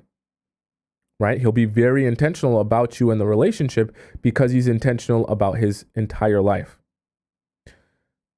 It's a lot harder to get that same amount of intention out of a guy who is not intentional about anything else in his own life, right? Those are the type of guys that get fearful of commitment because they don't even know what it is they want or they're looking for. So they find it hard to commit to something when they're just kind of going with the flow themselves. If I know I want something, I know how it benefits me, and I know that I need it in my life, it's not hard to commit to that thing. It's actually very simple. Okay. But if I'm beating around the bush, I don't know where I'm going. I don't know what my direction is. I don't know what I want out of life. I'll be a lot hard to commit to anything because I don't know if this is going to serve me or if this is what I'm supposed to be doing. Okay. right? When a guy suggests, Vicky says, when a guy suggests wear something nice for him, even though we're not in a relationship, LOL, pet peeves. That's funny. That's funny. See, me, I'm the opposite, actually. I'm a control freak. So I'm a control freak, but I also, I'm into like fashion and looks. So I'll recommend to a girl that I'm dating, like looks that I think she would look good in. You understand what I'm saying? So that's one of those things. If you're the opposite and you're hearing someone say that, then you got to start thinking to yourself, this might be a potential issue. I either might not work. It might not work out because this might be too big of an issue, or this might just be something we have to come to a compromise on immediately. Okay. Right.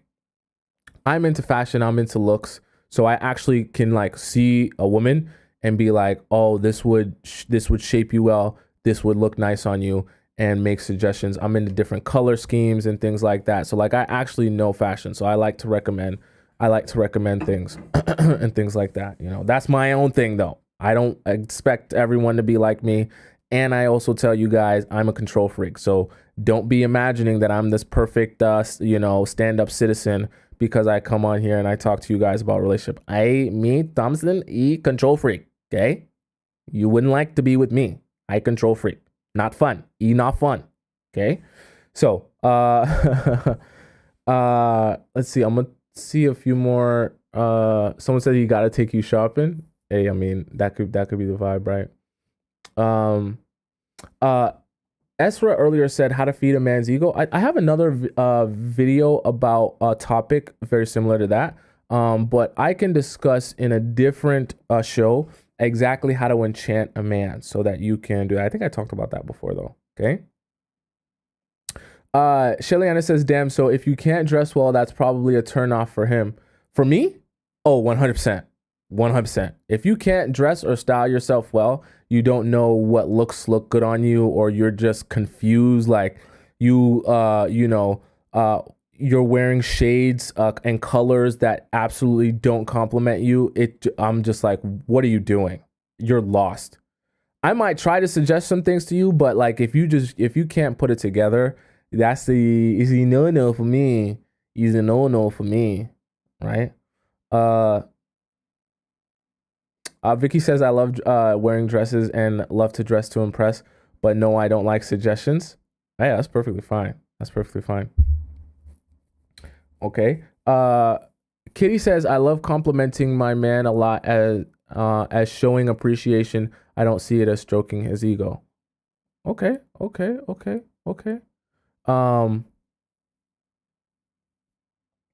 Scotty says, talk about how to enchant a man, please. I'll definitely do that in one of these shows. Okay.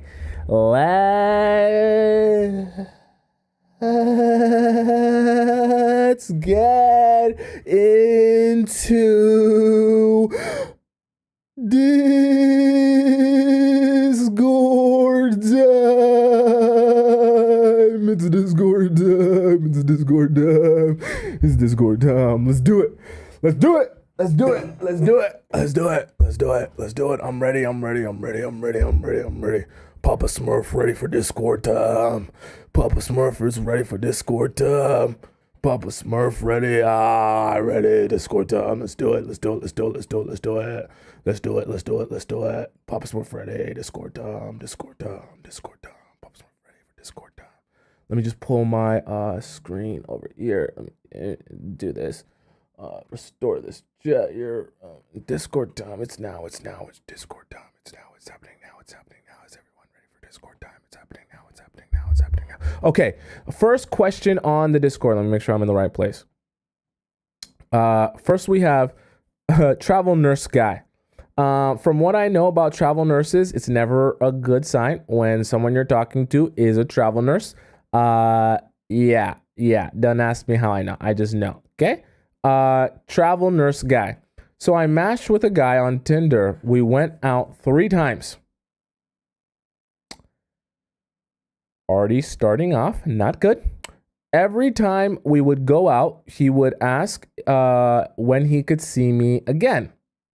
The third date, he asked to see me the following day. I said yes. Okay. That day he never messaged me. And we haven't spoken for a week since that happened. Is this not salvageable? If he reaches out, should I call him out on it? Should I call him out in person? Call, text. Okay, this is actually a really good question. It didn't show me your username there. Let's see if it won't show me. This is a good question. My advice to you, I think that I'm never a fan of calling guys out that are not your boyfriend. Okay, me personally. Because I think it sets a bad precedent. It puts you in a position where you seem like you're pressed. And when you seem very pressed, it gives him the power and the ego boost of knowing that you're pressed. Because if he forgot about it and you were sitting there watching paint dry, hoping that he would message you and call you, it makes it seem like you don't have enough interesting things in your life, that all you're doing is waiting around for him to text you or call you or go out with you. Now, I know obviously if the date was supposed to be planned for the day and he's a no-show, then obviously, yeah, you were expecting to go out on this date, but you just don't want to give him the boost, the ego boost of knowing that you were waiting around or disappointed that the date didn't go on. You want to present yourself as in, cool, you didn't go out on this date or you don't remember the date, irrelevant to me. My life is still good without you. Honestly, truthfully, hey, I know this. Listen, I never told you guys that I'm going to give you advice that's not toxic, okay? Or not manipulative. I never told you guys that. I'm just telling you I'm giving you advice on how to get what you want. So my advice in this scenario, what I would honestly do, when he texts you back, if it's already been a week. So if he texts you back in a week and a half or 2 weeks, when he texts you, I would honestly just say, who is this? And he's going to feel hurt. He's probably he's going to tell you who it is, or he's going to be like, what, you already blocked my number. You already deleted my number. And you just be like literally, who is this? Like you force him to answer who it is. It's shaming. It will shame him a lot. When you literally, before you say anything, you force him to tell you who it is before you answer any of his questions. Because he's going to ask you, so you don't remember us going out on the date? So you don't remember us this and that, right? He's going to try to clue you in without saying his name. Force him to say his name. Force him. So literally, if he says, we literally went out on a date last week, Tuesday, say, who is this? Just tell me who this is. I don't remember.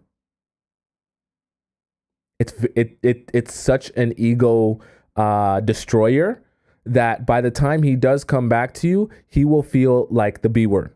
Okay. And it's good. You want to have the power.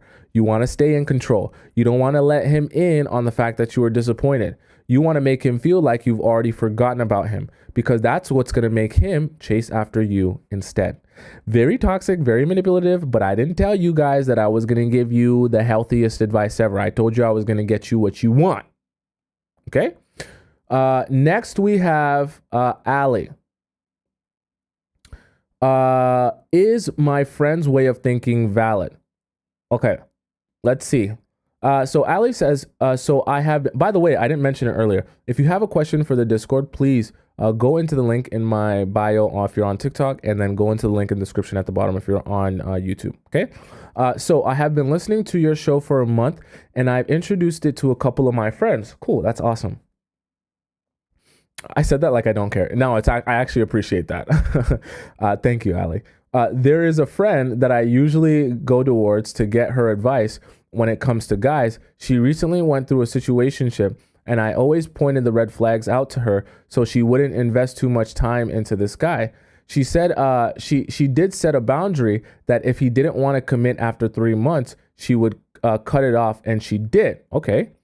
Before the 3 months was over, she did take a listen to your show. She is like, some of your listeners, where they think your advice, some of your listeners were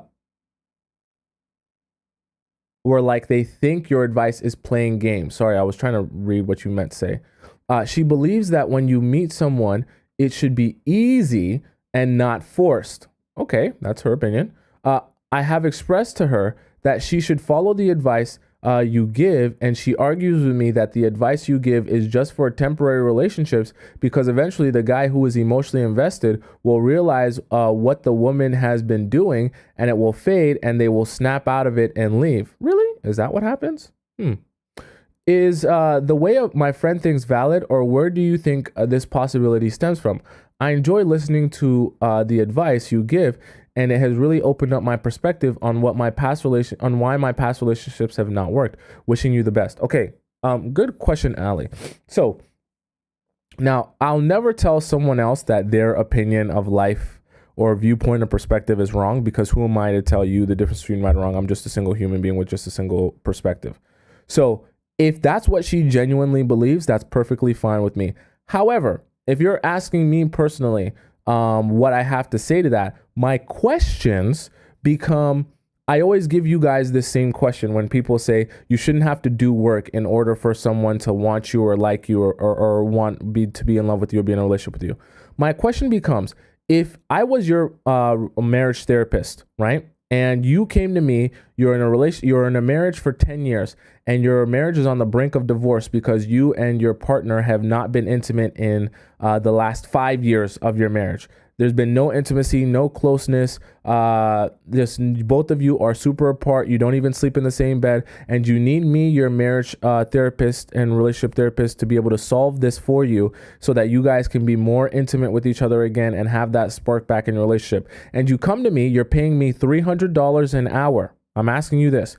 You're paying me $300 an hour to be your marriage counselor and to help you in this situation gain back your intimacy. And when you sit down in front of me and you ask me how I can help you guys gain back your intimacy, I tell you, all you have to do as a couple is go back home and choose to want and desire each other. All you have to do is make the choice to want each other and desire each other, and it will happen, and your relationship will be fixed. Would you feel like you got your money's worth? Or would you feel like you've been robbed? Okay? That is my question to that. And what most people end up answering when I ask that question, most people say, well, I would feel like I've been robbed if you just tell me to go back home and choose to love each other and choose to want each other and choose to desire each other. Well, then that should tell you that you're actively admitting that the action of desiring someone requires actual work. Meaning, if you came to me as your marriage counselor and wanted advice on how to get the intimacy back, you would expect actionable items in order to be able to do that, which means the two of you are going to have to take action towards being more desirable to each other and being able to, in turn, desire each other more.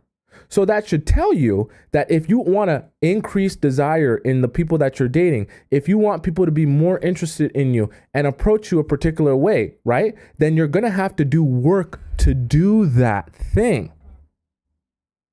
And the work is not just going to stop because you're in the relationship now. Now, the work might be slightly different, or the way you might go about it, or the approach might be slightly different, but it doesn't mean that you stop having to actively do things to continue to be as desirable as you can to your partner. Just because you start dating someone at the beginning and you're skinny and fit and you're beautiful and you're radiant, that doesn't mean you can then gain 500 pounds and expect that your partner will have the same level of physical attraction to you when you absolutely let yourself go. There's an ongoing process of maintaining your beauty and your physical attraction. I'm not just talking about you even as a man, right? And maintaining your looks and your hygiene and keeping up with yourself that keeps you desirable to your partner. That takes work. That takes action, right? And so that's what I always say when people say, oh, it should be easy, because a lot of them have the mindset that, oh, my relationship, true love, should take no work. I should never have to work for true love because it will just present itself to me in the form that it should present itself to me, and I won't have to actively do anything for it. But the problem with that mindset is now you bring into your relationship a mindset that I don't have to work to be desirable to you. But then what ends up happening is you don't work to be more desirable. And so then what happens? Your partner desires you less.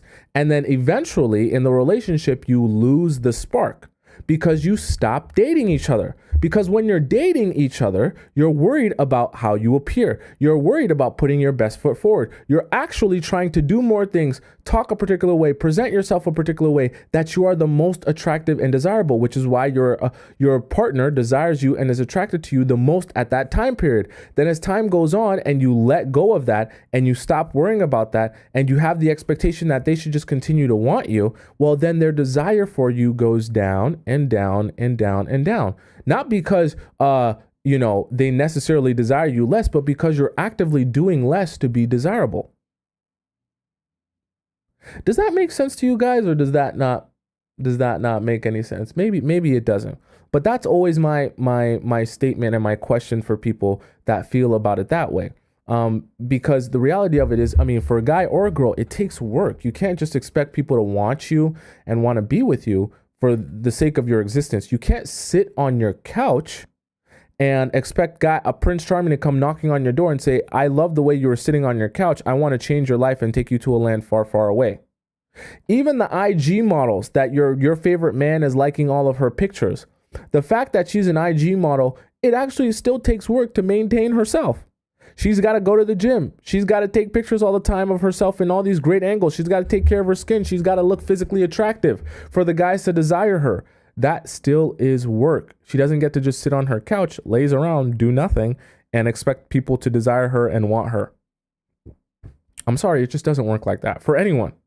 That's my own opinion. Maybe I'm full of poop. I'm full of crap. I have no idea what I'm talking about. And maybe your friend is absolutely, positively correct. It's possible.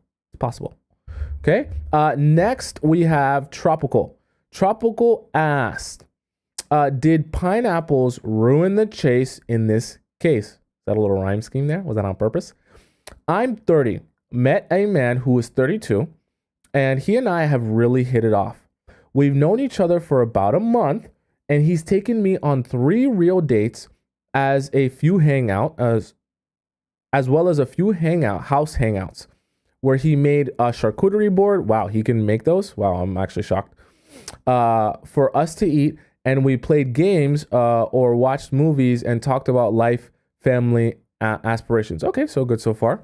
On one of these house hangouts, I found a drawer full of women's clothing.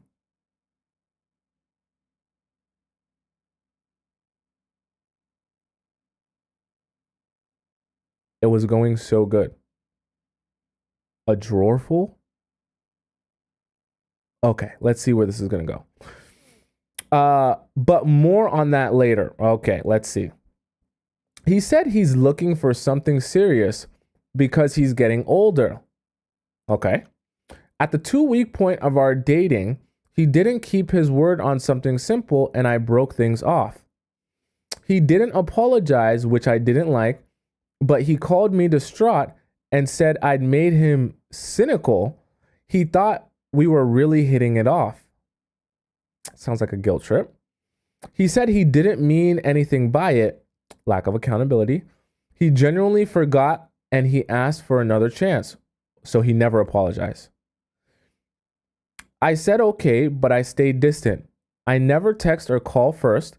He complains about this, but I told him I just kind of like to let the guy lead the investment at the beginning. My advice to you would have not been to say that. Just say that you have things to do. You can't be on the phone texting all day, but you like spending real in-person time with him.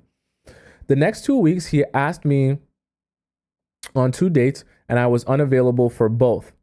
Then went on vacay, like you went on vacay for a week and missed his calls and texts. You went on vacay and you couldn't answer a single text?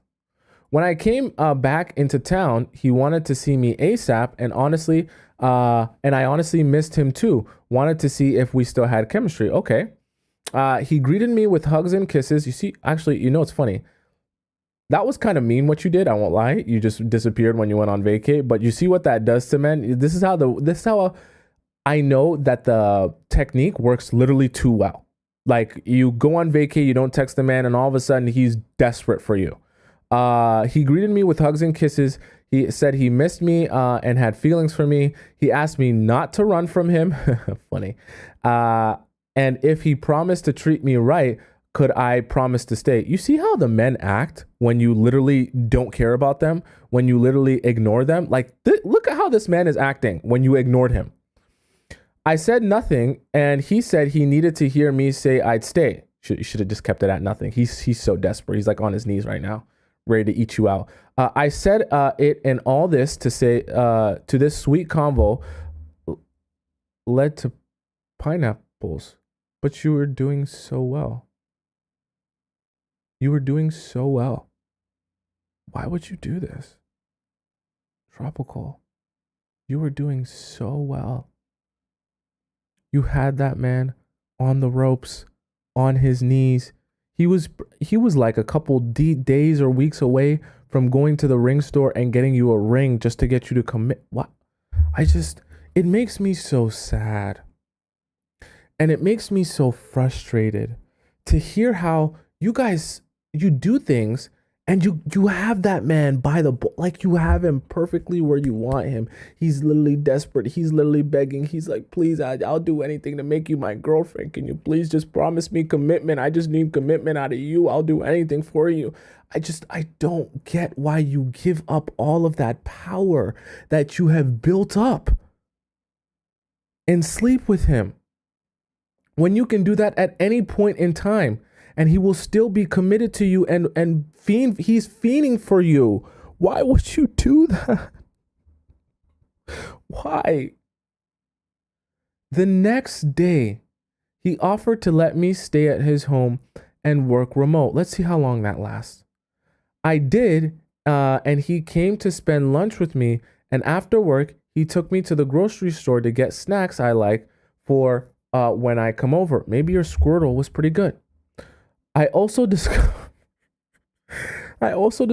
the drawer of full of women's clothing was gone, but there was still a woman's dress in the laundry bin. Huh? This is very strange. As of now, he has still FaceTimed me and said he will see me soon. My question is, did pineapples ruin the chase? What do I do now? Do I ask about the dress? Okay, Tropical. You're in quite a conundrum here. I don't know if he's married or has a girlfriend or an ex that is overlapping with you in your situation. If I had to take a guess, what it sounds like to me, I know I'm just going based off of only what you told me, and chat, you can tell me if this doesn't make any sense.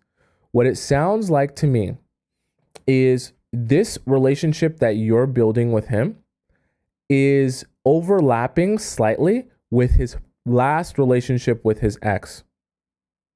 Because it's overlapping, there is a point where he's kind of just exploring you and seeing you, while also kind of going back and forth with his ex.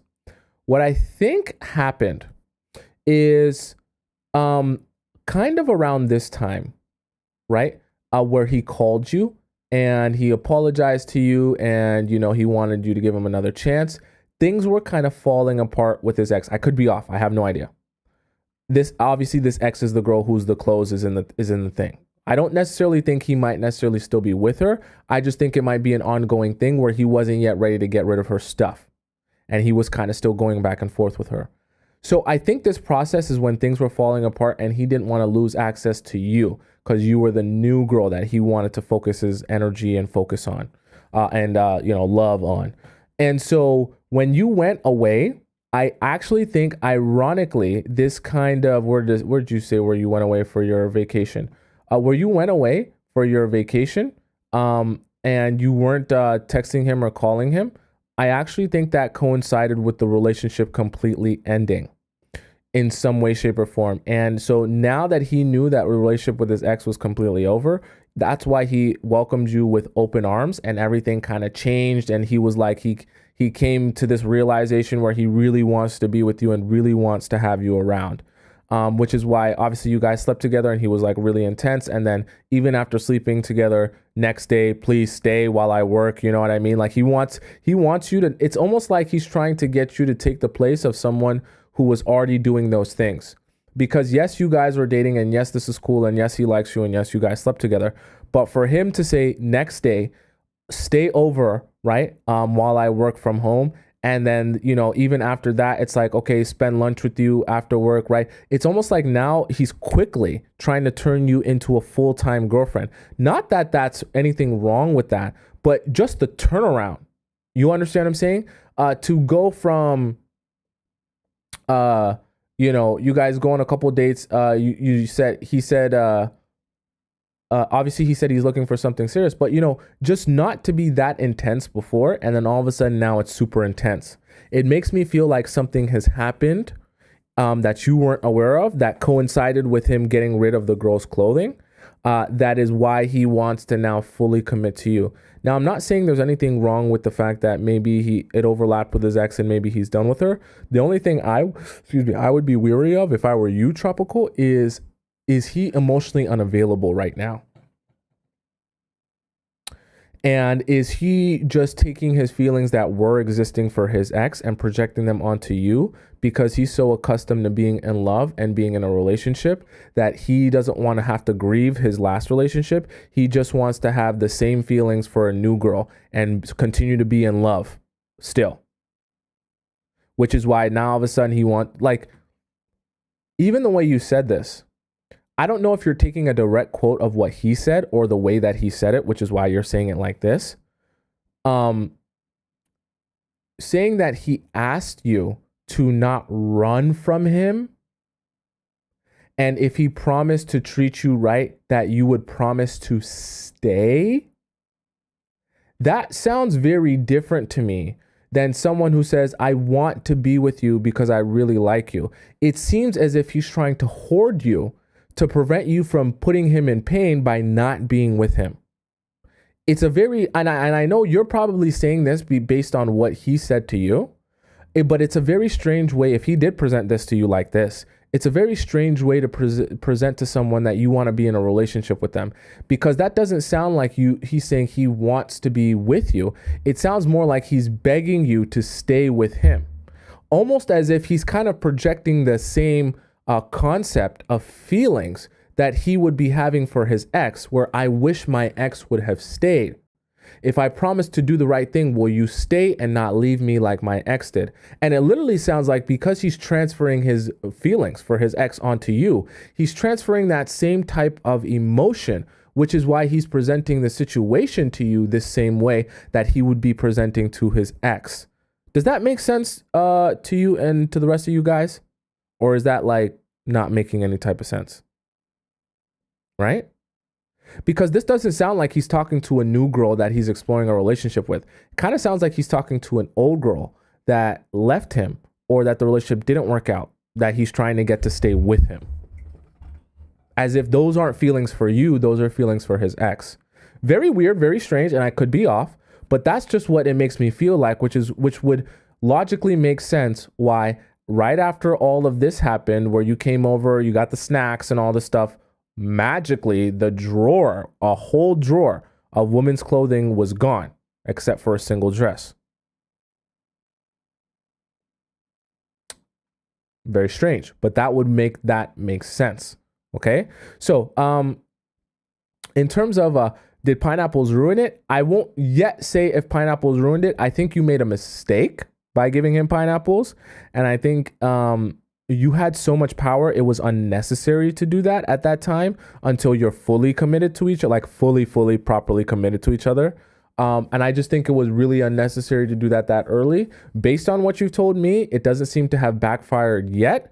But I always tell you, when you have that amount of power and that amount of say, where he's literally stressing over you like this, what's the purpose of giving him pineapples? Just because you're anxious that he'll no longer be as interested in you as he was at the beginning? It's you do yourself a disservice by doing that in that way. So I can't yet say if it ruined it, but I definitely will say you didn't do yourself any favors. And in terms of asking about the dress, I would ask about his past relationship more than you ask about the dress. So maybe some of the questions that I gave you here today in today's show would be really beneficial for you in the situation that you're in. Okay. That's my advice to you. Let's do one more here before we get going. Middle Eastern issues. Let's see how long this one is. Oh, this one's really long. Okay. We will table this one until tomorrow, just because this is really long and I want to stay on time here, and we're already over time. So we'll table Renee's for tomorrow. Middle Eastern issues sounds really juicy and interesting. So we'll table that, and we will answer this one on Monday. If you are sitting at home and you have, sorry, I said tomorrow. I'm on Monday. Sorry. Thank you, Miss St. Louis. You're the best. If you have a question for me and you want me to answer your question live on the stream, please head over. If you're on TikTok, head over to my bio, or you can click on the link and you can hop into the Discord and you can ask your question in the relationship advice section. If you're on YouTube, you go down into the link in the description at the bottom, click the Discord link, and you can ask your question in the relationship advice section that way. Okay. So, if you want to just follow me on Instagram because you love me so much, you want to see everything I'm doing all the time, 24/7, which aside from this, I mostly just work out and do some other interesting stuff, film stuff. You can follow me on Instagram. You can also see where I've been, who I've been since inception, since I finally sat in front of you today, and you can get a better sense of me as a human being. If you want to, Instagram's up there on the left and then down there if you're on YouTube. If you want to rewatch the show or watch all the other live shows in the past, and especially for this one because you want to get the questions again, go on my YouTube, which is sitting right above my head on the top right if you're on TikTok, and you can just type in my name on YouTube and you'll be able to get all of in the live section, get all of the shows in the past. You'll be able to see the TikTok live chat and the YouTube live chat embedded in the show. So you'll be able to follow both of the live chats as they're happening, simultaneously. Okay. So it's such an amazing experience. I am here every weekday at 4 p.m. Eastern time. So tomorrow I will not be here, but that's okay. I'll be back again on Monday where we will discuss more about love, life, and relationships. So 4 p.m. Eastern time, whatever time that is in your time zone.